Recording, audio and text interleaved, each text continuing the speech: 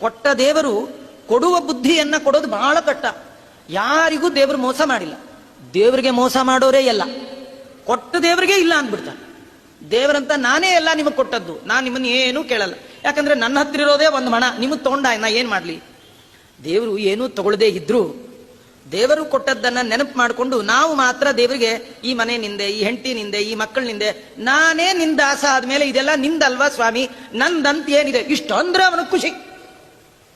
ಅಪ್ಪ ಆಫೀಸಿಂದ ಬರುವಾಗ ಒಂದಷ್ಟು ಸಿಹಿ ತಿನಿಸನ್ನ ತಂದು ಪುಟ್ಟ ಮಗು ಕೈಲಿ ಕೊಟ್ಟಾಗ ಮತ್ತೆ ಅಪ್ಪ ಮಗುವನ್ನು ಕೇಳ್ತಾನೆ, ನಂಗೊಂದು ಕೊಡು ಅಂತ.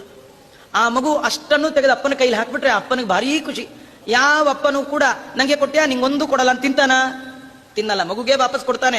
ಅವ್ ಯಾಕೆ ಕೇಳ್ತಾನೆ ಅಂದ್ರೆ ಕೊಡೋ ಬುದ್ಧಿ ಇದೆಯಾ ಅಂತ ನೋಡ್ಲಿಕ್ಕೆ ಕೇಳುವಂತೆ ಭಗವಂತ ಈ ಜೀವನದ ಒಳಗೆ ನಮ್ಗೆಲ್ಲ ಸಂಪತ್ತೆಲ್ಲ ಕೊಟ್ಟಿರ್ತಾನೆ.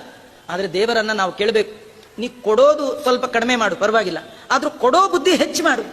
ನೀನು ಕೊಟ್ಟದ್ದನ್ನೇ ಕೆರೆಯ ನೀರನ್ನು ಕೆರೆಗೆ ಚೆಲ್ಲಿ ವರವ ಪಡೆದವರಂತೆ